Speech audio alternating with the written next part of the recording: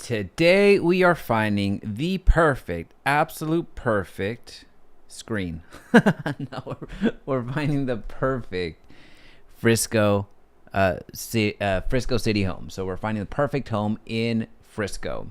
That is what's on our agenda today. We're going to look at Frisco real estate. We're going to look at neighborhoods in Frisco. We're going to deep dive on a specific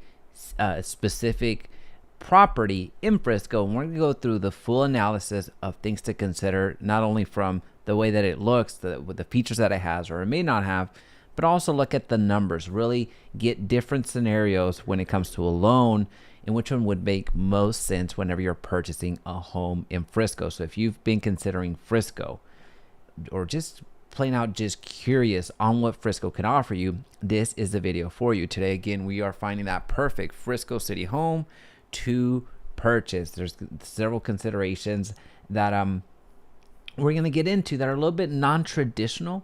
I'll say it that way, that are going to help you in your search. Now we have, I live in Denton. I wish I lived in Frisco. I hear that a lot. And I don't blame you. I myself am a big fan. I used to live in Denton as well, and I lived close to Frisco, just south of it in Castle Hills back in the day. No longer is that the case, but we've done plenty of business out in Frisco, and it shows no signs of slowing down. So that's a good city too. It's what we call a destination city, which you'll see here shortly. Thanks for dropping by. As you're coming in, a like is going to go a long way. If you have any questions, comments, concerns, please feel free to drop them in the chat, because we're going to get going. Let's get this Frisco party started. All right, so the first stop is we're going to go to an online portal. Our online portal, the one that we use, is the one that's tied directly to the MLS, which is my website. So this is linked down below, JaimeResendiz.exprealty.com. Will lead you right into our website. So what we're going to do is we're going to go to Frisco. And as you can see, there's something very important that you need to look at. The amount of listings, so essentially the amount of properties that are up for sale right now, and the average price point that we're looking at today. Now, fear not, this number is a little bit wrong as well, the 978, because it's factoring in everything. It's factoring in commercial, it's factoring in multifamily, it's factoring in a ton of different numbers in here, including leases. So that's not going to be a number that we're going to really take too seriously right now, but what we are going to take seriously is the results once we hit search. This is going to give us the active inventory on the MLS right now. The homes that are being sold right now, there's 604 single family residences that are being sold. So here's what we need to look at right out of the gate. What's the lowest priced home in the Frisco area? It's $385,000. That's the least expensive home right now. Now, the good and the bad is that this, when you compare it against other cities, this is on the higher end. That's the bad, if you will. But the good, especially in this area, is because the home and the type of real estate that you can find in Frisco is so good that even the lower priced homes in Frisco are pretty darn good. These are not going to be the investor specials that you'll see in other cities. I'm not going to call them out by name because I don't throw shade like that. However, well, actually, sometimes I throw shade, I'll be honest. But when it comes to the type of real estate that you're looking at, this does not look like, if you put this in any other city, it wouldn't look too out of place and be moderately, it's like, this does not look like an investment property, which it's not. Again, just to be clear, it's a very well maintained, beautiful home, and this is the least expensive home. So again, in other cities, you're used to seeing the lowest priced homes to be investor specials, as what they're called around here. That's not the case in Frisco. Frisco's a different breed. So let's look and see where Frisco is, and we're going to get into some overview about the city itself so we can understand and appreciate city to another level. So Frisco is on the northern part of the Dallas-Fort Worth Metroplex. Now Frisco was, up until recently, the northernmost in the city that was considered the northernmost, the fastest growing, the end all be all when it came to new cities, new suburbs in the Dallas-Fort Worth Metroplex.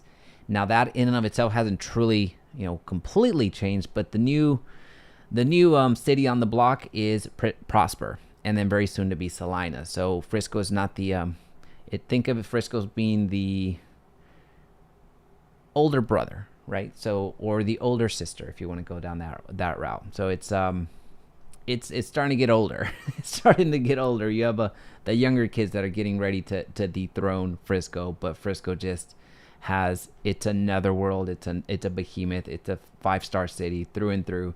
It's a destination city where people are actively wanting to live into Frisco. We actually even had a mention on it on the channel already.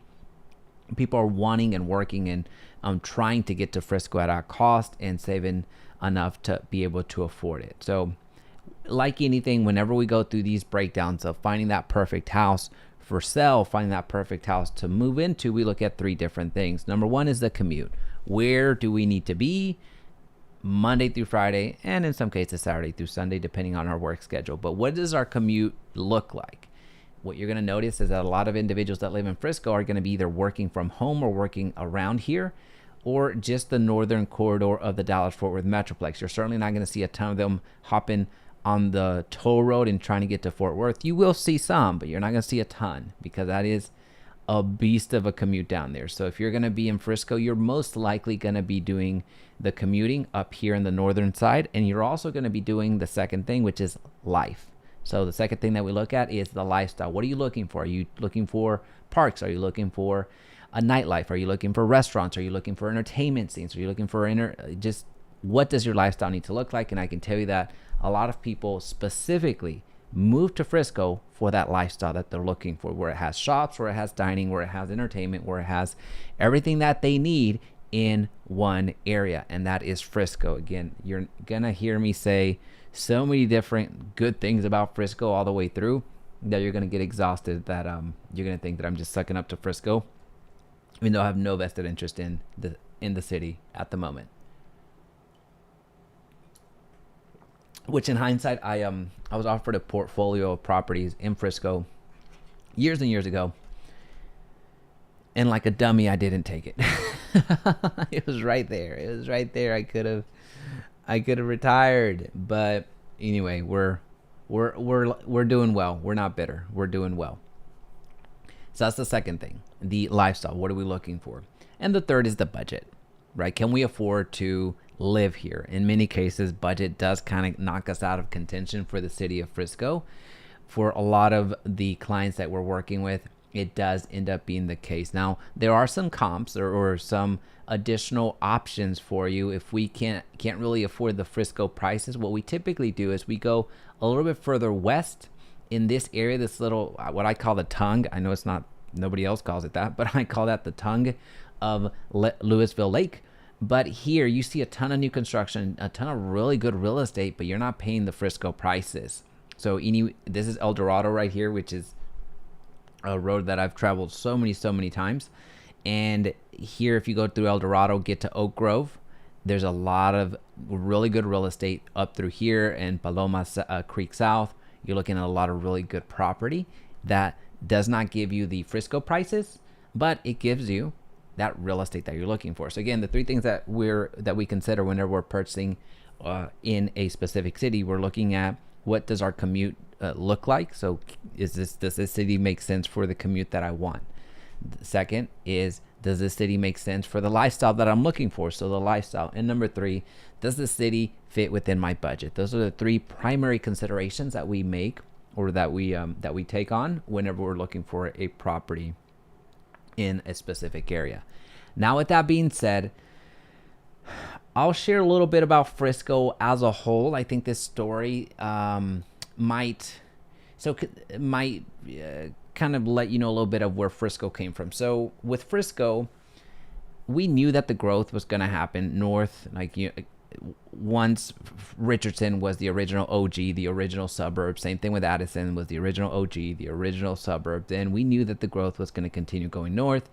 The suburb then became Plano, then became Allen, then became McKinney, then became Frisco. So you saw the growth going up there. So the way that I like to explain Frisco is, think of Frisco at one point, because it was so underappreciated starting out, like at the beginning. Think of Frisco like that younger, like when you were younger, there's that kid. Let's just think there was this girl that was maybe a little bit weird, maybe was not the best looking, if you will. Again, we're talking about younger. And then you go off to college, and then after your first year of college, you come back for that summer, and this same girl turns out to be a 10. Like, she had a glow up. Same thing like for the guy side, whatever the guy equivalent is. If they come back and become 10s, that's what Frisco became.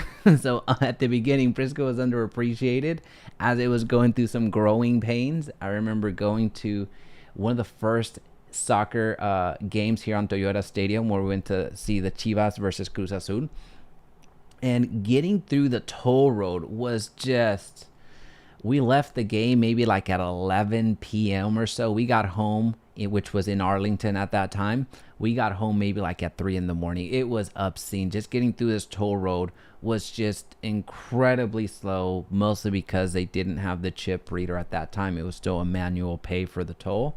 So that's what Frisco was. Frisco was underappreciated at the beginning, but then it had that glow up. It became a 10. So word to the wise, don't underestimate those relationships that you have now, because they can come back and really rub it in your face. But with that being said, let's check this out. Let's look at some overview about Frisco, so we can get into what Frisco has now become, and then we're going to do a deep dive on a particular property that we're going to consider purchasing. Frisco, think of Frisco in another way. So Frisco has become, at this point, the entertainment capital of the North Dallas. I still consider Arlington the entertainment capital of DFW, like overall, because you have the Cowboy Stadium, you have the Texas Rangers out there, you have a lot, you have Six Flags, you have just a lot of entertainment. So that's what I consider the original, and still to this day, I still consider it the entertainment capital of the DFW Metroplex. However, Frisco's going to dethrone it. It's just going to happen. You have so much going on here in Frisco, that with the Star being built up there, with the PGA moving up there with phenomenal 5-star golf courses, it's coming. I mean, some people would even consider Frisco the entertainment capital right now. And it's becoming harder to disagree, to be completely honest. Does have an in and out though. It have to, no? It has to. I can't imagine them not. Oh yeah. Oh, duh. It's right off of Stonebriar. Yeah. Yep. It for sure has an in and out right off of Dallas North Tollway and Sam Rayburn. Yeah, that's a good question though. Good question. It for sure does. All right, so let's look at some demographics and get into the meat and potatoes of it. The male to female ratio is basically what the United States ratio is. It's not going to be anything different. Just a few more females than males. Senior citizens. This one did surprise me. I do suspect this number to going higher very, very soon because of the price that we're talking about. The cost to live in Frisco continues to go higher, and you're generally going to see more senior citizens up there, given that they're the ones that have a bit more disposable income to be able to afford this type of real estate prices. The age of population, same thing here. This continues to creep up. Very soon it's going to hit the 40 average age of 40, similar to the South Lakes of the world, similar to the Highland Parks of the world. The average age, the average population in Frisco is just going to continue to go up and up. As far as percentage of people married, you're gonna need 2 incomes in many cases to be able to afford Frisco at this time. So it doesn't surprise me that we have a 65% of marriages. Now, the education and earnings, I've found this to be not really too accurate. So we're not gonna really dive into this particular number, and we are gonna look at the wealth part, where this one does tend to be, at least from this perspective, the above poverty level, be factual, be accurate, or at least from what I've compared this particular website to others. You do need to not be in poverty in order to afford Frisco. I don't know what else to tell you. I mean, it's obvious. I feel like it's obvious for a lot of folks, but this one just kind of makes it clear as day. You're gonna need to not be in poverty in order to afford Frisco. The average commute time here, you are getting into the 30s because you're in the northern part of the Dallas-Fort Worth Metroplex, and you also have one lifeline from North Frisco, which is Dallas North Tollway, and that can become a parking lot in many parts throughout the day. So if you're looking to get down through from the northern part of Frisco down to wherever it is that you're going, especially into Dallas, you are looking at taking that Dallas North Tollway, and it's going to take a little bit of time to do so. So the average commute time of being 30 makes sense. Now, as you get closer into the Dallas-Fort Worth Metroplex, cities like the Addisons of the world, cities like Planos of the world, there the average commute time is going to be about 25 minutes, give or take. So yes, it is going to take you a little bit longer to get to where you're going from Frisco. So that's expected. Working from home, this is a little bit higher than your standard DFW Metroplex cities. So your standard DFW Metroplex cities, you're looking at the 8% to 10% or give or take a bit.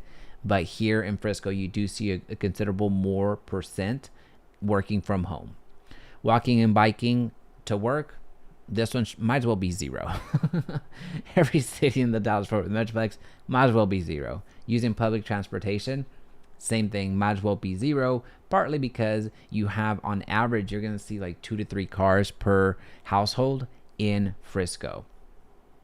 Housing, this is wildly inaccurate, so we're not going to look at that. And the rest of the information is not something that we will get into because it's just a lot of data that we don't necessarily care too much for in this particular breakdown. So let's continue. Now let's look at some real estate real quick because it's all going to be pretty dope. But I think it'll give us a good understanding of what type of real estate we can expect in Frisco itself. So again, the lowest priced home right now in Frisco is $385. And as you can see, you're going to find a good amount of real estate. Now, while these may be smaller, you have your traditional, what you would traditionally see in a DFW Metroplex city would be in a city that grew up or really had its population boom in, let's say, the 90s, give or take. You're going to see those types of homes have a little bit like 1,000 to 1,200 square feet, which is pretty normal. Cities that had their glow up and their blow up in the 2010s, give or take, there you are going to see the average square foot size be in the 1,400s, give or take a bit. So you see that homes in generally did get larger as we got a little bit closer to present day. So here you're seeing a lot of homes that are in the 1,400s, 1,500 square foot homes. And even though these are the lowest priced home, not even though, like they are the lowest priced homes in Dallas-Fort Worth and in Frisco, and you're generally going to see them be in the 1,400s and 1,500s, which is still relatively large if you're looking at a 3-bedroom. Now, look at this one. This is 2 beds and 2 baths, and it's still 1,500 square feet, which is abnormal to say the least. From a typical city in the DFW Metroplex. Now we're in the 400,000s. Again, beautiful real estate. I don't know what else to tell you. This is fantastic real estate. I feel like we're in a utopia right here. Now we are gonna pause along the way here and do a review of a property and go through various loan scenarios so we can, again, the goal is to find that perfect house for sale in the city of Frisco. So we're going to go through actual numbers to make the case. Now, we're not going to go through all of the pages. That's not going to be what this video is about. But what I am going to do is I'm going to hit 26 just to see what the most expensive properties look like a person can dream. And then we're going to back our way into a actual property that we're going to review. So you see that the most expensive home right now in the city of Frisco is actually a new build. It's about $8.5 million, 9,900 square feet, 5 beds, 6.5 baths, which is incredible. You have this one that's already been built. It's a $6 million property, 6,600 square feet, 6 beds, 5.5 baths. That is beautiful. All right, so now that we got a little bit of wind in our sails, check out how many properties are above $1 million in Frisco. So you can see why the average price point has been skewed up higher, because you have incredible real estate at incredible prices. Now, we're not going to do a calculation there. We are going to do a calculation on the 700s. Feels about right. Let's hit 600. Yeah, we'll find a property here, and we're going to do a breakdown to analyze a property, look at a few key numbers to see if we ultimately want to buy it. Now, all of these properties are going to be really good candidates, but we have to select one. Which one do we want to buy? This one looks good. I want to go with this one. I do like the entrance there. But we did one yesterday. We did a breakdown of a property that looked just like that. We'll go with this one. Primary on Main. So this lets us know that there's probably at least 1.5 stories. So we're going to click on this one because it's a very good breakdown, especially if you have a 2-story property. A consideration that a lot of clients look for, a lot of buyers look for, is we need the primary bedroom downstairs, because that's what a lot of folks want. So let's look at some information real quick, and then we're going to get into the viewing of the property itself. So right now the property is being offered at $679,000, so $679,000. We are looking at Collin County. This is important given that Frisco, you have some properties in Collin County, and you also have some properties in Denton County. So knowing the county is going to be very important for the property tax rate. That's very important. The city of Frisco makes sense. $679,000 is what is being offered at. 3 beds, 2 baths, 2.5 baths. So this lets me know that there is probably only 1 bathroom upstairs. If the primary is downstairs, this does not look like a two-story home, to be completely frank. So if the primary is downstairs, that means that there's 1 full bathroom downstairs, and there's probably going to be a half downstairs as well, as I don't see the other full bath being downstairs. Because if there's an upstairs, which there is what they're saying, so the full bath is going to be upstairs. So you're going to have a full bath in the primary downstairs, you're going to have a full bath upstairs, and you're going to have a half bath somewhere in this property downstairs. Square footage, 3,400 square feet. An acre lot size, it's a little bit larger than the traditional or the standard right now, which is 0.125 acres, which is 1/8 of an acre. So it's a little bit larger than that. That makes sense for this size footprint of a property of 3,400 square feet, which is a large property. So for it to only have 3 bedrooms, and I shouldn't say only, but for it to have 3 bedrooms, it's a little bit interesting. This gives me vibes that the bedrooms are probably larger. I can safely deduce that. And 2, if it's a 3,400 square foot home and it has 3 bedrooms, most likely there are several offices in here, at least 1 for sure. And there's going to be some living rooms that are not living areas, like probably 2 living areas and an entertainment room, if I had to guess. Again, I'm making a lot of assumptions here, having been to thousands of homes at this point, but I'm not going to be too far off. Now, as you start looking at properties, you're going to start picking this up throughout your home search. All right, so the rest of the information, we're going to be seeing it visually, so we're not going to spend any time there. We are going to take note of how much the association fees are. So $250. I wonder if that is yearly, or I wonder if that's going to be done quarterly, because $250 is actually not bad, especially for Frisco. It's actually really good, if we're being frank. So HOA fees being $250, I'm not mad at it. Frisco ISD makes sense. Management fees, exclusions, year built 2003. So it's a 21-year-old property. At this point, we need to start looking at HVACs. We need to start looking at water heaters. We need to be mindful of that. If there's been no updates since then from those bigger appliances, it's something that we need to be mindful of. All right, so there are 2 levels. So yes, it is a 2-story home, which probably, if I'm thinking through this, it could be a case where there's it might be a 1.5 where there's an entertainment room upstairs, and that's it. If I'm guessing because I'm seeing this property for the first time as soon as we click through the images. Semi-annual. Okay, there we go. Semi-annual. So that means that is $250 times 2. That'll be $500. So that's a little bit more on par for Frisco. It was a bit abnormal to me. So it's a $500 a year, ultimately, HOA fee. All right, let's see if there's anything else that we want to talk about. Heritage element. Heritage is a high school. Okay, pretty standard. Pretty standard. We have gas in the property. Okay, let's check out the home, and then we're gonna get into some numbers because that's what a lot of folks really find a ton of value in. So as you're coming in, a like is gonna go a long way. If you know of anybody that's looking to purchase in Frisco, send them this video. This is designed for those individuals that are considering Frisco or really considering a city altogether, to show you how I go through and I analyze different areas, different properties, and ultimately come out with the math that's gonna give me that confidence to end up putting a appropriate offer together and ultimately winning the bid. All right, so we see that there's a ton of landscaping. So if you're a landscaper, awesome, you're gonna have your Saturdays filled. If you're not a landscaper, you better hire somebody that is, because the HOA is gonna ask that you keep it very similar to this. So just be mindful of that. There's a good amount of landscaping going on here. So that's one.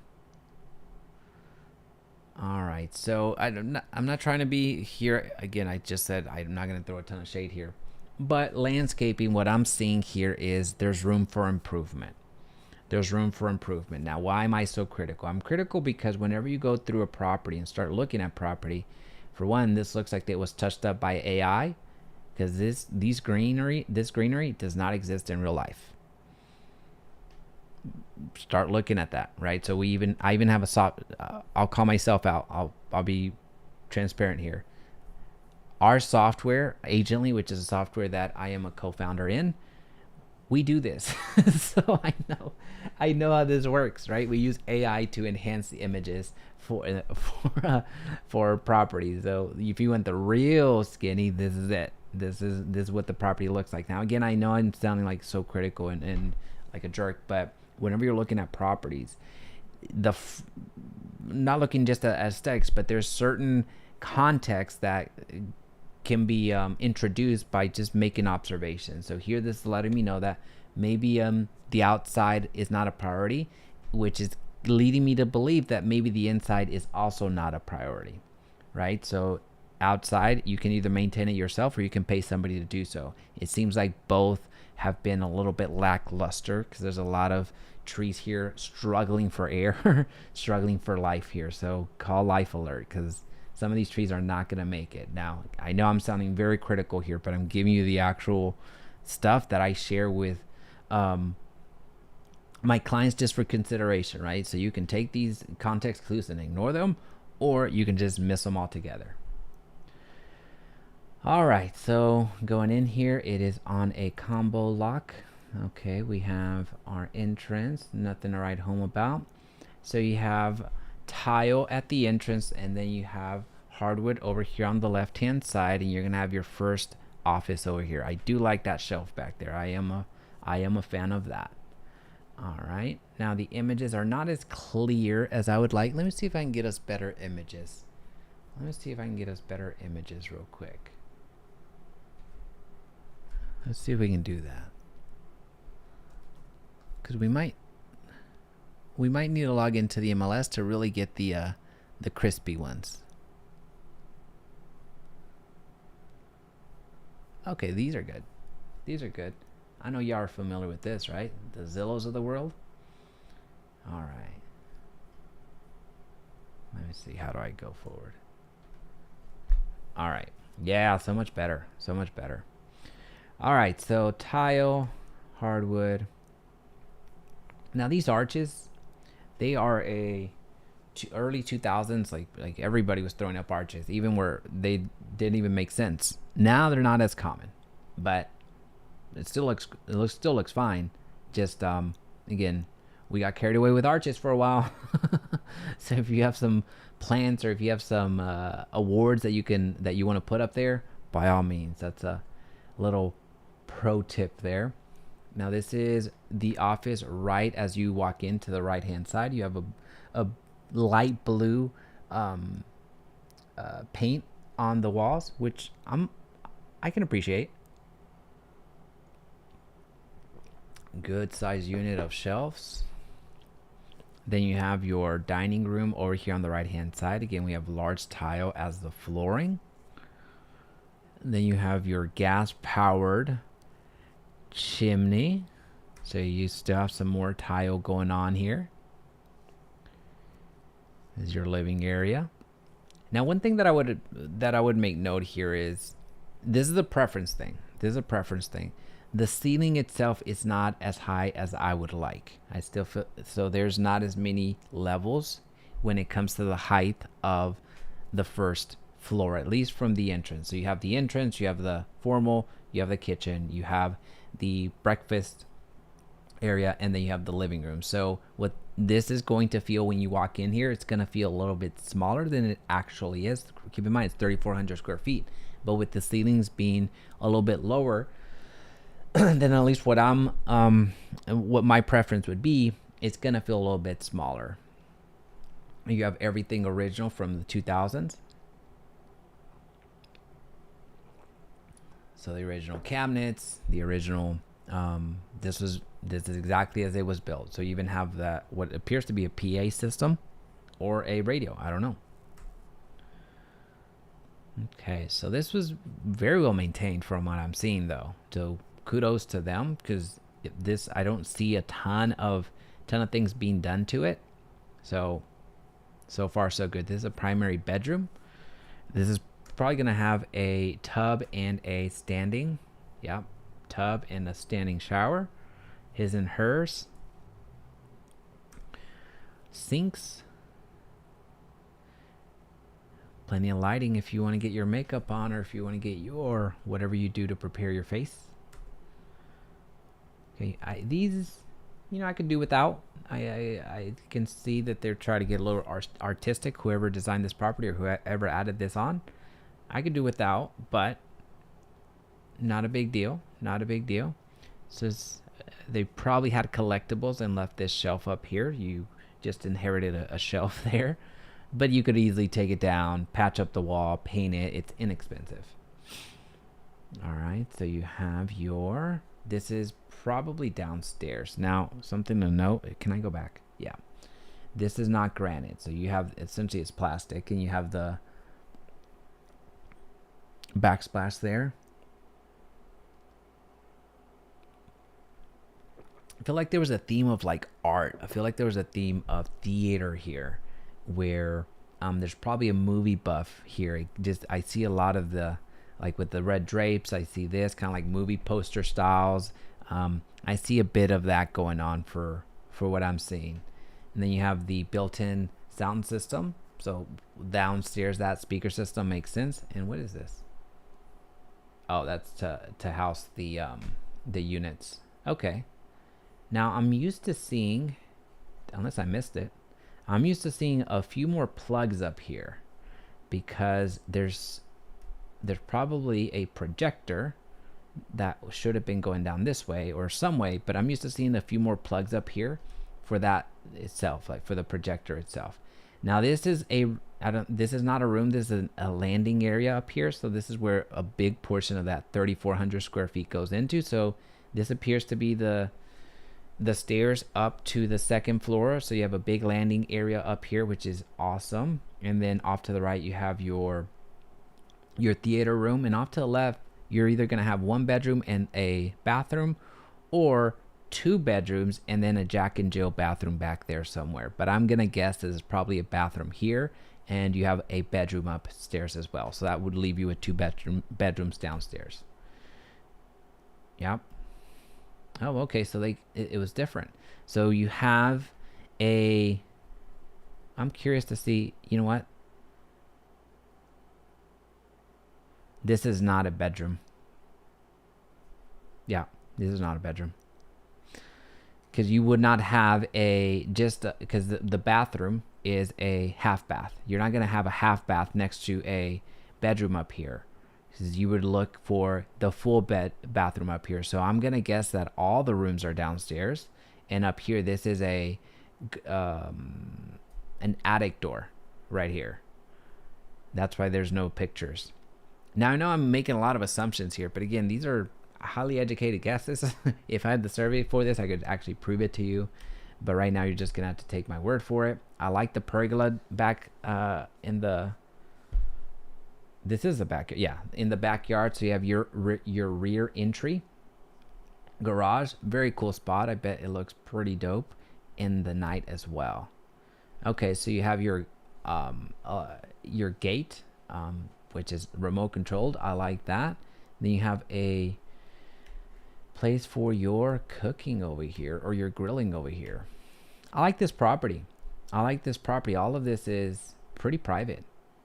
You have the privacy fence here. I like this a lot. And then you have it in the grand scheme of things. Beautiful property. Awesome. Let me know if you have any questions. Let me know what you think of the property. Let me know in the comment section down below. Glad to hear it. Really, we can start talking about it because now we're about to buy it. Now we're going to buy this property, folks.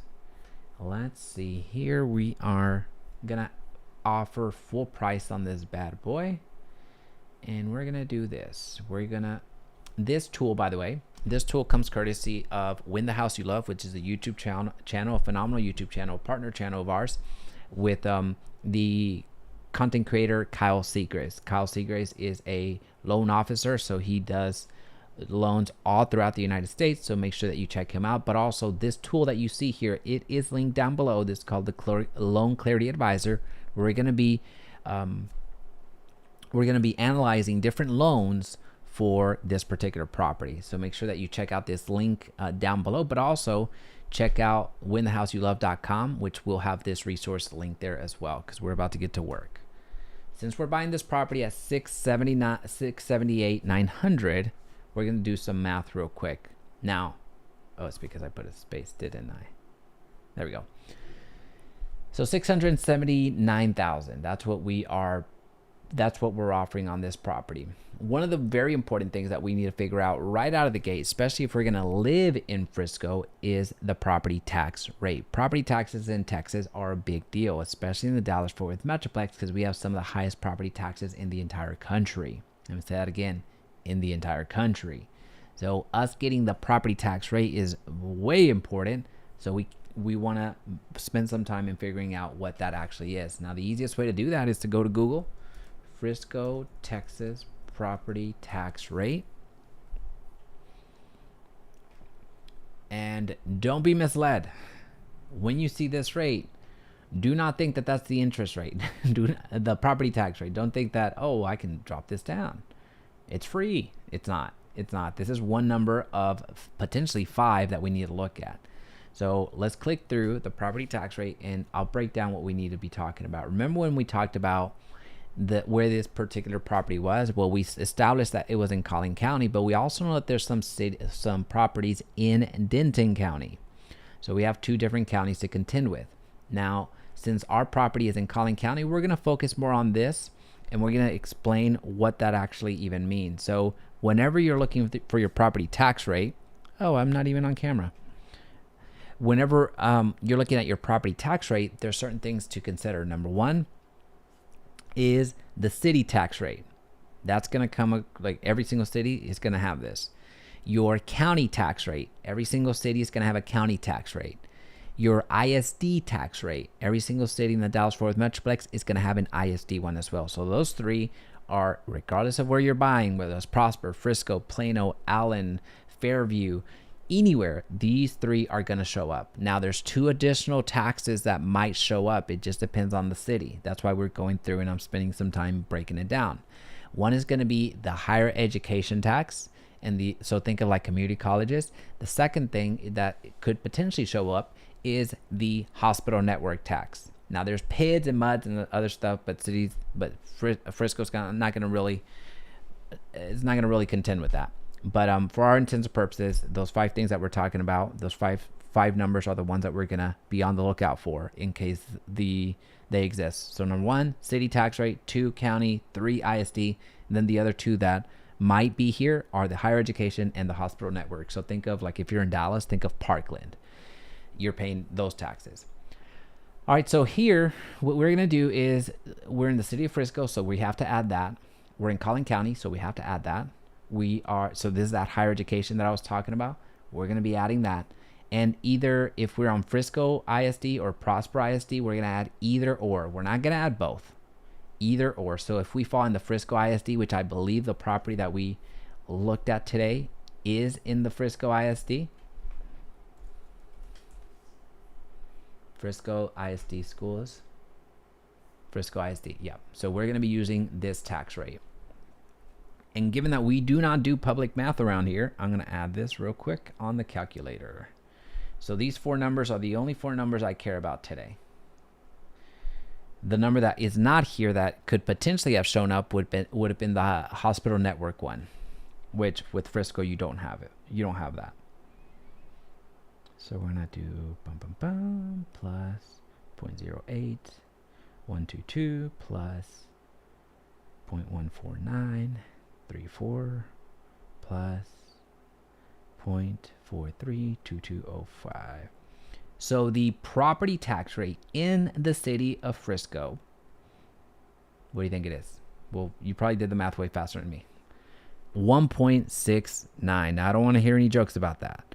Now, with that being said, you're not going to believe this. That is among the lowest property tax rates in the entire DFW Metroplex. Because on average, and I'm talking about averages, like this skews so low that on average, the average property tax rates in the DFW Metroplex are about 1.8% to about 3%. That's the averages.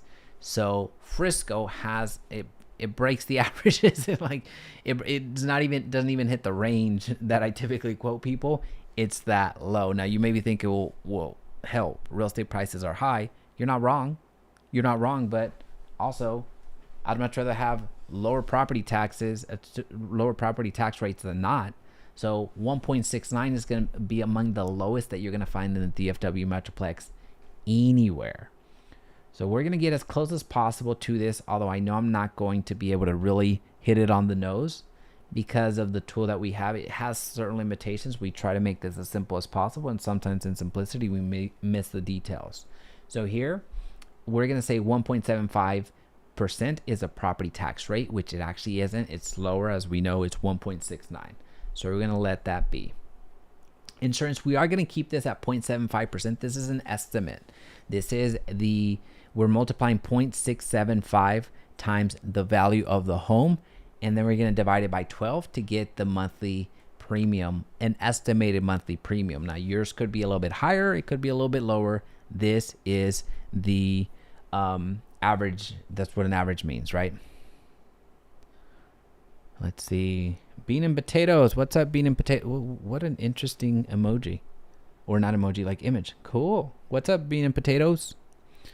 Just been watching your videos this morning. Hey, well, I appreciate that. Is audio low for anyone else? I don't know. I tested it this morning. I think we're gonna be good. Hopefully we're good, because I'm not restarting. It's been 45 minutes. Hopefully it's okay. And we have no. Maybe the audio, maybe the inputs or the output on your computer is a little bit low. I'm not sure. But thanks for being here. I appreciate y'all. Hopping on. HOAs. We know the HOA on this particular property was $250 twice a year. So semi-annually, which means that you're looking at $500.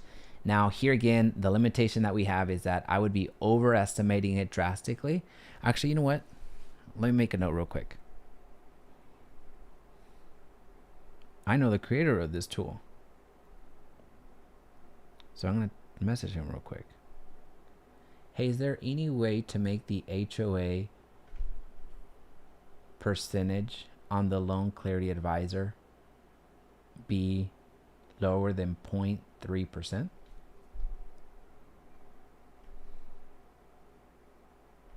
All right, so he happens to be a phenomenal lender, but also a developer. As you can see, he created this tool. So I want us to get a little bit closer to the actual number here with the HOA, which is 500. So if I put 1,000, that's way overshooting it for my money. So we're gonna not include it. With that being said, I'm not doing away with it, but we know that we're overshooting the property tax rate, so it'll kind of balance out slightly. I just watched your Crowley vid and was disappointed with that property tax rate. You and me both. I'm paying property taxes on multiple properties. I'm paying that property tax rate on multiple of my properties. No kidding. Yeah, Crowley, get it together. We can send it to them. We should send them this video. No kidding. All right, so let's do some loans. Let's do some loans right quick. We're gonna go through three various scenarios. We're gonna do a conventional 5%. We're gonna do an FHA 5%, and we're gonna do a conventional 20%. All right, those are the three options that we're gonna go with. Now we could do other types of loans. Feel free to let me know if we need to do any ones, but I like to go with conventional and FHA because those are primarily the most frequently used loans. Now we're gonna do 5%, given that that's what a lot of our clients end up going with. Now also, when it comes to conventional loans, if you're a first-time home buyer, you have access to a 3% down minimum. So a 3% down is the minimum down payment that you can put with a conventional loan. For an FHA standpoint, the minimum down payment is a 3.5%. Those are the minimums. Now, we're not hitting the minimums here for various reasons, but primarily because most of our clients end up putting 5 to 10% in that range so as to reduce their monthly mortgage payment. And then we're going to do 20% down to share or really take this opportunity to talk about mortgage insurance. If you put less than 20% down on the purchase of a property when you're using a conventional and an FHA loan, you're paying what's called mortgage insurance, which essentially is an insurance that the lender puts on you in the event that you default. It's another way of saying they're at the moment the best option would be to flip this to exact amounts. Ah, okay. So we might be able to change it to exact amounts. I'll look at that here in a little bit. That was Kyle. Use estimates. Use exact amounts. Okay. We'll play around with this here in a little bit. Mortgage insurance. When it comes to, where was I? I was saying 20% down. If you don't put 20% down, mortgage insurance, and it's an insurance that the lender puts on you in the event that you default. So if you default, not only are they taking back their property, but they also have an insurance, and they made their money back a little bit quicker. That's another way of saying that you're paying an additional expense, additional fee, and additional cost for not having put 20% down. Now, not all of us can be in a position to put 20% down. I know myself, that's not something that would be too feasible right now for how much money I would be able to put down on a new home right now for this particular in this particular price point. So I'm not suggesting that 20% down is the only option and avoid mortgage insurance at all costs. I'm saying the opposite. I'm saying that with 20% down, you're going to see that how much it ultimately costs out of pocket, if you will, but also you have options. You do not need to put 20% down like a lot of individuals still believe. I myself believe that I needed 20% down to purchase a property before I got into this industry. I had no idea. All right, so let's continue because we'll touch on mortgage insurance here in a little bit. All right, let's see. Bean and potato. Do you think renting would be better option with rates now? And let me see. Do you think renting would be better option with the rates right now and boom in selling cost, or will home prices keep increasing aggressively? I don't see home prices increasing aggressively for the immediate long term, if you will, but I do see home prices increasing as soon as interest rates fall once again in September. There's a lot of clients that I have in my database right now, like 1,000 people in my database right now, that they're wanting the desire, the desire and almost need to purchase is there, but the budget, they qualify up to 350 in the area that they're looking for. It's just not possible. Some qualify for 300, but they just need to get to that next 20,000 to be able to afford a home. So with the interest rates doing the dip that they recently did, which you're going to see here shortly, a lot of people that are on the sidelines, not by choice, but because that's, I don't want to say necessity, but like they're on the sidelines because there was no other option. Well, now they're going to be back in the market. So the demand is going to be there and it's going to increase the prices. Now I don't see prices going up forever and for always because that's not realistic. But I do see in the very near future it is going to spike up slightly with the interest rates the way that they are. But I do foresee prices steadying off once that initial rush is behind us. Sorry, my speaker volume was slow. Oh, you sound perfect. Awesome. Glad we got that one. All right, so let's go into interest rates. Let's do, what is the interest rate right now? We're going to go to bank rate. And we're going to go down here to see, as of Monday, the time of this recording, what is our average rate right now? Folks, check this out. Last night when I did the live stream for, what did we do last night? We did I think we did Mansfield. I don't remember. The interest rates, since they changed by hour, the interest rates were 6.8 something, the averages. And that was a Sunday. I mean, no one's getting loans on Sundays. So 6.37% is the average that we're going to put today in our calculation. So we're going to go there, we're going to go there. All right. So this is the interest rate that we can realistically assume we have access to right now to purchase this property of $679,000. This is realistic. Some of us are going to be lower than this. Some of us are going to be higher than this. That's what averages mean. Now, points. What are points? Points are essentially where you buy, or you have additional money out of pocket, you buy down the interest rate. So if you have access to 6.37% right now at the normal rate, if you will, you can buy down these points. Now, points are going to vary, but you're looking at buying down points. For 1 point, you could reduce this down to like 6.1 something, or give or take a little bit. It's not an entire percentage. Don't think if I buy 1 point, that means 1 interest point. I thought that for the longest time. That's not true. It's not going to be the thing. You're going to drop your interest rate by about 0.25%, give or take, by purchasing 1 point. Now, what's the cost of that 1 point? Well, typically it's 1% of the loan amount. So if you have a loan amount of, let's say you borrow $650,000, 1% of that would be $6,500. So for $6,500, you reduced your interest rate by 0.25%, give or take. Now, we're not going to buy points, but I just want to explain this as when you start going and speaking with lenders, they're going to say, hey, do you want to buy points? Or, hey, I think I added 1.3 points to your, or whatever they ended up buying for you. It'll be this expense. I just want to prepare you for what that could potentially look like, because whenever you go to a lender and you say, I want to spend $3,000 a month, or I want my mortgage to be $3,500 a month, they're going to make the math work on the back end. But when they present it to you, you're saying, why the heck do I have to come up with so much money at closing? Well, it's because most likely they had to buy down points to get to your number that you gave them. That's where that's coming from.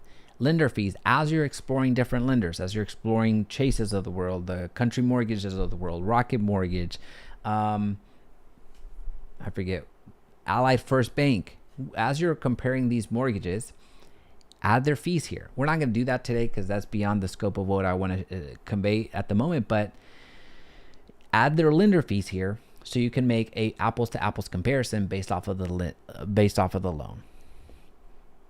All right, so monthly mortgage insurance. This goes back to us not putting down 20% down on the purchase of the home. So if we don't put 20% down, then we're paying monthly mortgage insurance every single month. With a conventional loan, the mortgage insurance eventually goes away. So after you become 20% owner equity owner in your property, so after 8, 9, 10, 11 years. I'll show you exactly the break even with this particular loan. Once you become 20% owner of your property, then the mortgage insurance falls away. It goes away altogether. If you were to go under an FHA loan, that mortgage insurance never goes away. Let's see here. I agree with the steady increase. Just the few past years in most videos we watched of yours in areas we were looking, cost of homes jumped 20 to 25%. You're not wrong. You're not wrong. So from 2021 to 2022 had the biggest jump ever in the Dallas-Fort Worth Metroplex. And that was in some markets like Frisco, as an example, ironically enough, you had the jump be 28%. In Prosper, it went up like 32% in 1 year. Now, what was happening during those years? Well, the interest rates were 2 to 3%. Now, although it's still rising, which is, it's very perplexing to economists, where interest rates went up as high as they went, and you still had prices be as high as they are. You're still seeing a rise, but you're not seeing the drastic rises that you saw from 2021 to 2022, which was insane. No one had ever seen that. All right, so this is going to be your monthly mortgage insurance with a conventional. It eventually goes away. With the FHA loan, it'll stay there until you either refinance into another loan product, you sell the house, or you pay off the loan. So we're giving ourselves 30 years to do so. In our tool here, in the tool that you have access to, again, this is linked down below, or just go to winthehouseyoulove.com and go to the tools section. This is the Loan Clarity Advisor. You can add extra payments to pay down your loan a little bit faster. So if you are wanting to add a lump sum, so let's just say after a successful lottery ticket purchase, you stumble up across some money and you want to do a lump sum, you would add it right there. If you want to do a steady Eddie where you're doing it monthly, then you can add the extra monthly payment that will be added to the principal, essentially going directly to principal. You can do it there. Now, we're not going to do that. We're not going to overcomplicate it any more than we need to. Now, what we are going to look at is the comparison between the three, just from a 40,000 foot view here. So we have a 5% conventional versus an FHA conventional of 5% and a 20% conventional. And if you were to compare the three and you would have put 20% down on this particular home purchase, you would have saved about an $808,000 in interest alone. And you see the breakdown here after 10 years. So again, this is based off of 10 years. If you go to maturation, you would have saved $215,000 in interest over the life of this loan, for the entire life of this loan, if you would have put 20% down. Now, I'm not losing the plot. Some of you are going to say, well, sounds really nice, but I don't have 20% down. And I agree with you, like that. It sounds very nice. And if we don't have 20% down, that's not an option for us. So I get that. Now, if you do have 20% down and have no other vehicle to put this amount down that would yield you better savings or more of a return, then by all means put it into this loan and save yourself some money in that regard, rather than getting 0.001% on your Chase premium checking or wherever you have your money. That's how I view it. Not everybody views it the same way. So essentially, you're talking about acceleration of money. But we're going to stay at 10 years right now. And just again, this gives you a real life, like this is how the math breaks out after 5 years, after 20 years, after you can see where you would be. We're going to do a pretty cool calculation here when we're talking about renting versus buying. So hang on tight.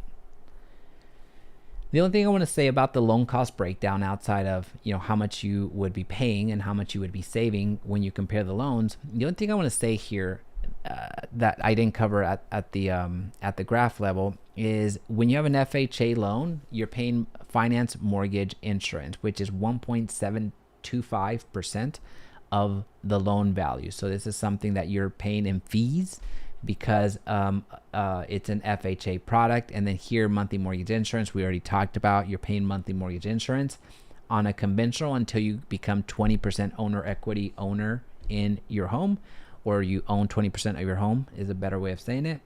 And with FHA, you never stop paying mortgage insurance until you sell or refinance or you pay off the loan altogether. So after the 30 years, you will have paid, the loan would have cost you $839,000. This is just the cost. This is not factoring in the principal. This is the loan cost, how much it actually cost you to borrow money to purchase. It would have been $839,000 with the conventional loan. It would have been $891,000 with the conventional FHA loan of 5%. And it would have been $676 with the conventional 20% down.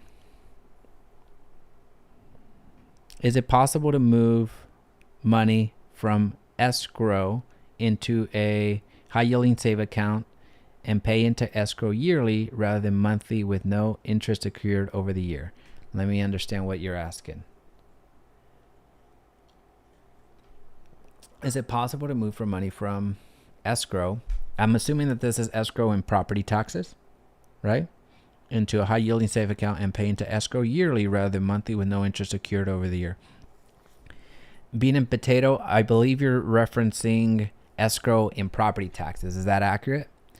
And if that is accurate, after a certain amount of, if you put enough money down, you have that option from day one. You can actually pay the taxes on your end. You're the one that is responsible for that instead of paying monthly.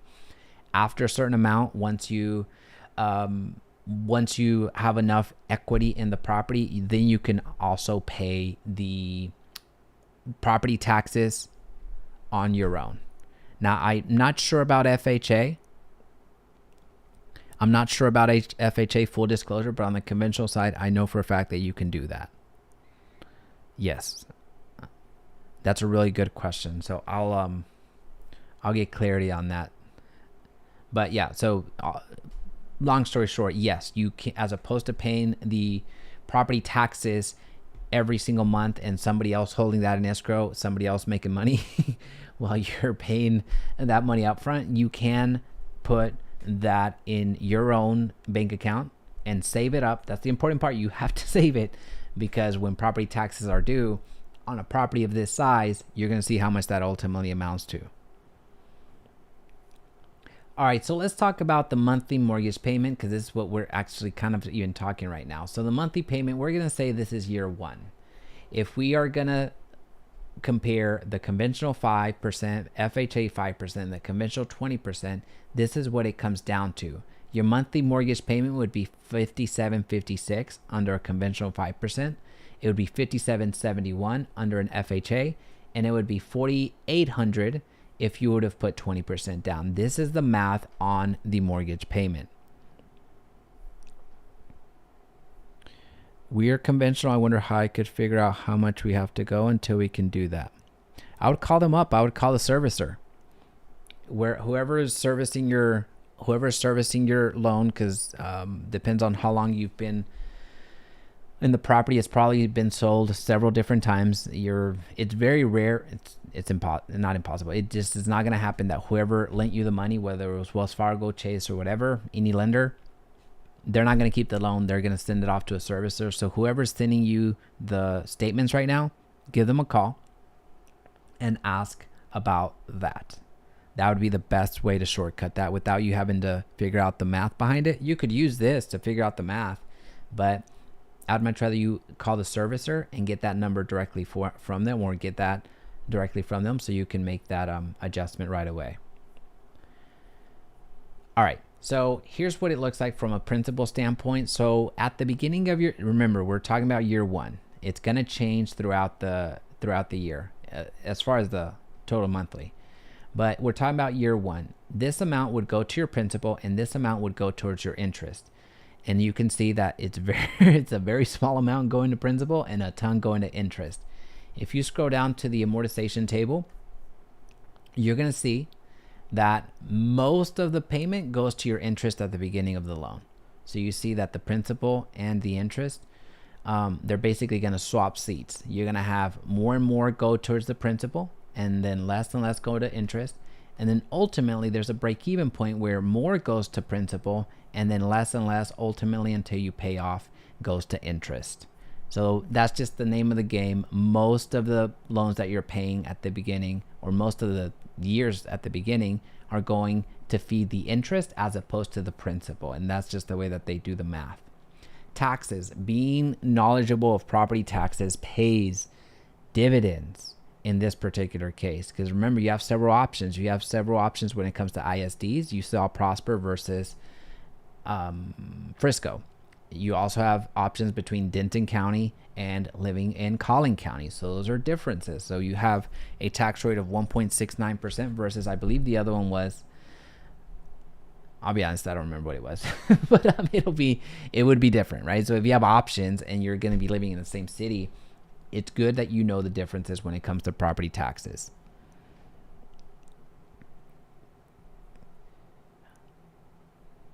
All right, so we have right. Oh, I see it. Right. That's what's up. And then thanks. You're welcome. Thanks for being here. Appreciate you. Property taxes per month. So as you can see here, this is what the previous question by Bean and Potato was talking about. Instead of you paying this monthly into your mortgage servicer, you can pay that into your bank account, into a high yielding saves account, save it up.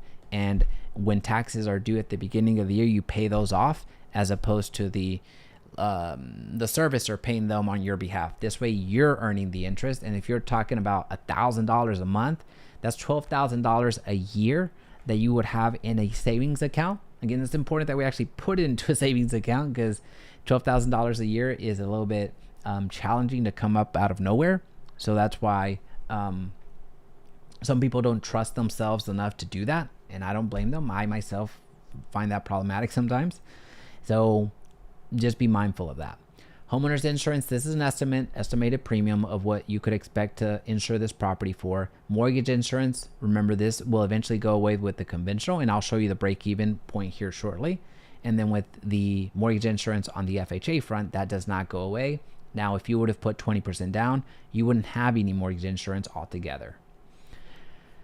Now, this is pretty cool where you can add utility. We're not going to add it for our breakdown, but you can add true cost. I mean, as much cost that it would actually cost you to be a homeowner right here. Now, we're not going to do that because I would prefer to just focus more on the math than anything else.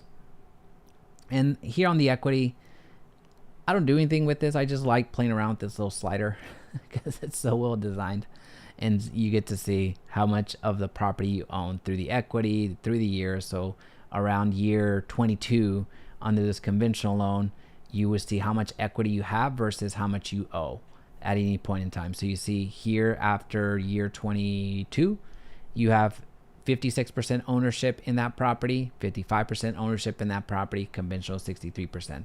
And you see these gaps right here between these narrow down as the years go on, right? So this eventually catches up. All right, so loan details. The one thing that I want to share here, again, this is linked down below, or just go to winthehouseyoulove.com and go to the tool section and get this tool. You see that just from a math perspective, we're not talking appreciation, we're just talking from a math perspective, the break even is 10 years and 2 months.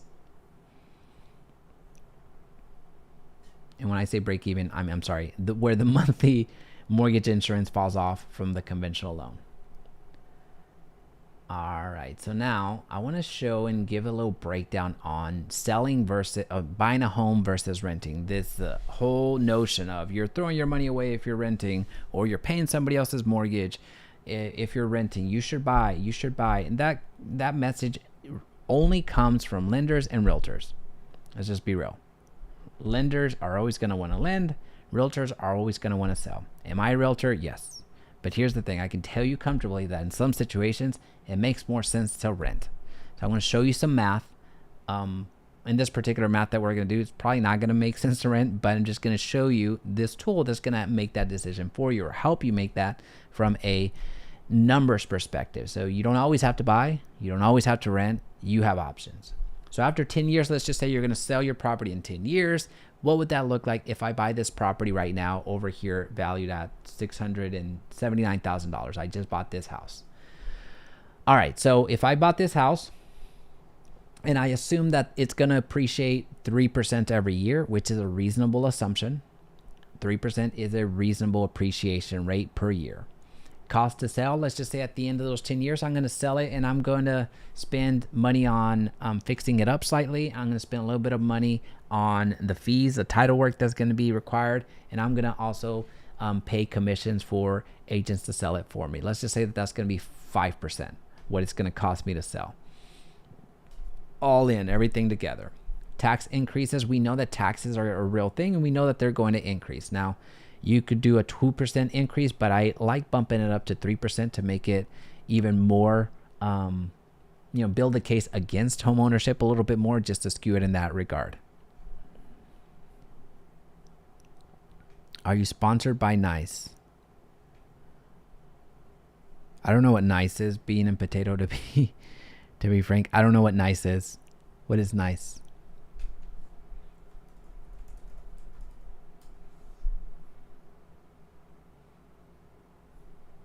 I don't know what NTREIS is. I got my popcorn here. Oh, that's kind. Unless you meant Nike. If I'm sponsored by Nike, I mean, I can run fast. So I can run a sub 5 minute mile. So in case you meant to put Nike, I'll take that compliment all day. Insurance increase per year. We're going to go with, we're going to say that our homeowners insurance increases per year at an average of 2.5%. All right, so this is the breakdown of the cost, the actual cost of being a homeowner versus the cost of renting. So basically your housing needs, what would that be? After 10 years, making these assumptions, it would cost us under this loan $423,000. Under the FHA 5%, it would be $435,000, and under the conventional, it would be $328,000. Now, when we compare it to the rental amount, like if we were paying $4,000 per month with an annual increase of 3%, that cost would have been $545,000. So the most appropriate thing to do here at this time, if I had more time before I had to go do cryo freezing down in Burleson, which I'm already late for. If I had a little bit more time, I could actually break this down for you, where we would go to a rental in Frisco and see what an average home of this size was renting for. So then we can put this in here. So for the sake of our example, let's just say it's going to cost me $3,500. I meant niche. Oh, no, I'm not sponsored by niche. They should. I mean, they should throw some money over here now.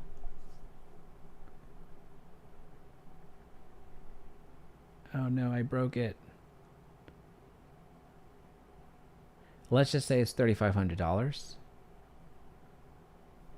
And where am I making $3,500 from? Where am I getting that? I don't know. I'm just making it up right now. Let's just say it's $3,500 a month for the property similar to this in Frisco. That's the important part. We need to compare apples to apples. So to get a property like this that has 3,400 square feet, 3 beds, 2 baths, and like this type of property, we would need to see what the rental rate is for us to compare that. But overall, just so you see what the cost to live in a home versus cost to live in rent, how you compare those two, right? So this is a housing expense. Is it more expensive to rent or is it most expensive to buy? We do our best to give you a clear-cut answer. Now, I know the HOA is wrong here after 10 years. Since we're paying, $500 a year, that's times 10, that's $5,000. Even if I add $5,000, you could see that I'm still pretty up when it comes to FHA. Now, here's where it gets dramatically different. This is after 10 years. You're going to see these numbers. Keep a note of these numbers. So just take a quick picture on your mind. See how these numbers are going to double. However, this is after 30 years. So you're going to see that this cost is not going to go as high in the remaining 20 years of these loans than the first 10 years. Why? Well, because you're paying most of the interest up front, right? So if you go to 30 years here, in this case, it didn't even double, but let's pretend it did double for those 30 years. Now, what tripled here in this particular case, or quadrupled? Your cost to rent.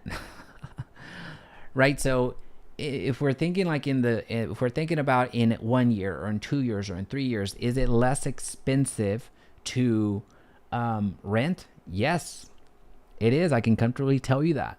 But after we start going year after year, year after year, if we're looking into, if we plan to be alive in 10 years and 20 years and 30 years, God willing, the answer is yes.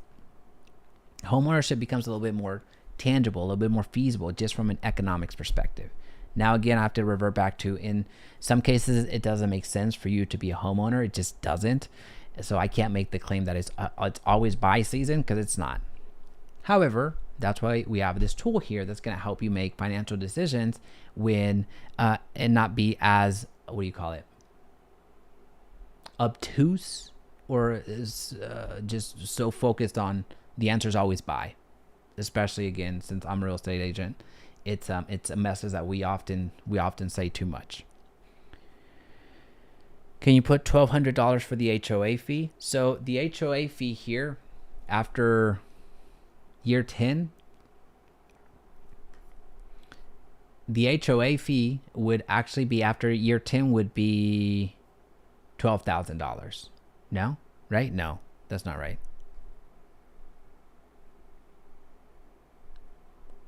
I mean, it's math. Come on. What am I doing? $12,000. Yeah, that would be the HOA fee here if you're paying per year. Now, of course, if you're paying for 1 year, then the math is pretty simple, right? So it goes back to, at certain point in time, there's a break even to where it makes more sense for you to rent, or makes more sense for you to buy than to rent. So again, if you're planning to live a little bit longer than a year, you start seeing it get a little bit better. I guess it wouldn't make that much of a difference versus renting. Depending on the timeline, for sure.